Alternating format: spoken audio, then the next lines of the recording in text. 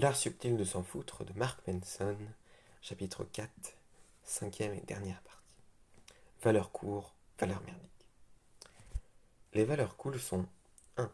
Basées sur la réalité, 2. Socialement constructives, et 3. Immédiates et contrôlables. Les valeurs merdiques sont 1.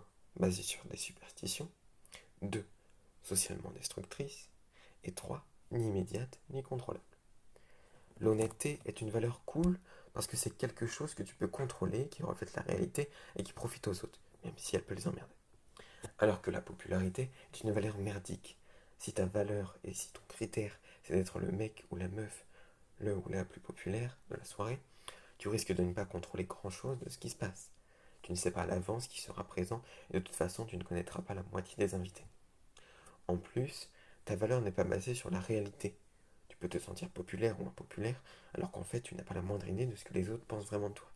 Petite parenthèse, en général, les gens qui craignent vachement ce que les autres pensent d'eux redoutent en fait par-dessus tout que si ceci leur renvoie tout le mal qu'ils pensent d'eux-mêmes.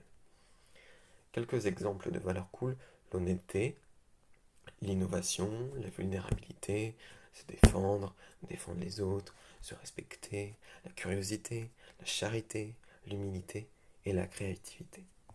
Quelques exemples de valeurs merdiques: la domination par la manipulation ou la violence, baiser n'importe qui, envoyer chier tout le monde, se sentir bien tout le temps, se regarder le nombril, ne jamais rester seul, être kiffé par tout le monde, être friqué pour être friqué.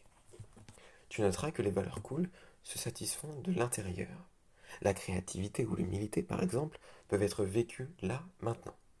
Tu n'as qu'à orienter ton esprit d'une certaine manière pour les expérimenter.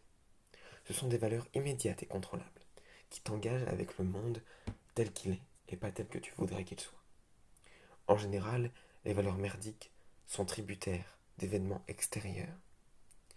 Voyager en jet privé, qu'on te dise que tu as raison tout le temps, posséder une maison aux Bahamas, manger des cannolis siliciens en te faisant sucer par 3 stripteaseuses, les valeurs merdiques peuvent se faire plaisir, mais elles échappent à ton contrôle et leur satisfaction mobilise souvent des moyens sociablement destructeurs ou basés sur des superstitions. Les valeurs sont une question de priorité. Tout le monde apprécie de se taper la cloche ou de profiter d'une maison les pieds dans l'eau. Mais quelles sont les valeurs que tu fais passer avant tous les autres et qui influencent en priorité tes prises de décision? La valeur suprême de Hiro Onoda était une loyauté absolue et un dévouement total à l'Empire japonais. Une valeur plus pourrie qu'un rouleau de printemps avarié, elle a vraiment foutu dans la merde.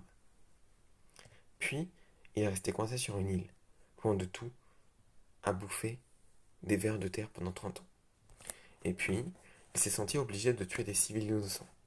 Alors même si Hiro pouvait se sentir fier d'avoir respecté ses valeurs et était à la hauteur, je pense que tu es d'accord avec moi pour reconnaître que sa vie était merdique. Personne ne voudrait avoir été à sa place. Dave Mustaine s'est bien senti nul à chier, alors qu'il avait toute la célébrité et la gloire. Tout ça parce qu'il avait adopté une valeur non pertinente, basée sur une comparaison arbitraire avec la réussite de ses anciens potes. Cette valeur lui a causé des problèmes pas possibles, du style: je dois vendre 150 millions de disques en plus et après tout sera génial. Et dans ma prochaine tournée, je dois remplir des stades entiers chaque soir. Il pensait qu'il lui fallait absolument les résoudre pour être heureux. Pas étonnant qu'il ne l'ait pas été. Pete Best, au contraire, a surpris tout le monde. Son exclusion du groupe des Beatles l'avait rendu fou de douleur. Mais avec les années, il a appris à changer ses priorités et était capable d'évaluer sa vie en fonction de nouveaux critères.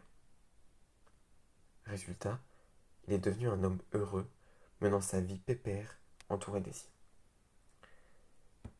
Alors que les 4 Beatles ont ramé pendant des dizaines d'années pour obtenir ou maintenir ce genre de sereine stabilité, quand tu as des valeurs à la con, quand tu te fixes des critères à la con et te compares aux autres, tu t'emmerdes pour des trucs sans importance. Des trucs qui, en fait, te rendent la vie encore plus merdique.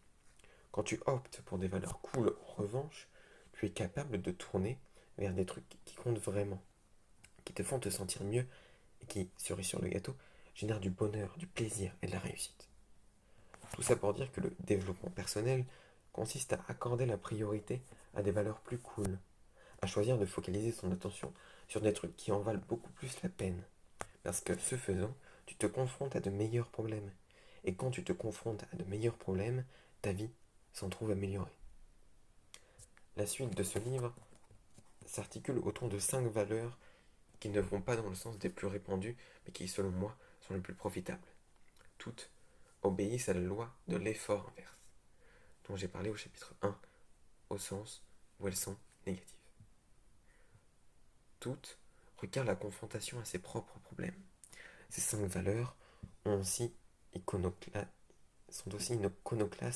et anticonformistes qu'inconfortables. Mais pour moi, elles changent la vie. La première que tu vas découvrir au chapitre suivant consiste en une forme de responsabilité radicale. Prendre la responsabilité de tout ce qui t'arrive dans la vie sans t'occuper de désigner un coupable. La deuxième est celle de l'incertitude. Reconnaître ta propre ignorance et cultiver le doute permanent quant à tes propres croyances. La troisième est celle de l'échec. Être disposé à prendre connaissance de tes défauts, de tes erreurs, puis y remédier. La quatrième est celle du rejet. La capacité à dire et à entendre, non pour définir clairement que tu acceptes et n'acceptes pas dans ta vie. La dernière est la contemplation de ta condition de mortel. Et elle est cruciale parce que considérer sérieusement ta propre mort est peut-être la seule chose en mesure de t'aider à relativiser toutes les autres valeurs. Et c'est une fin de chapitre.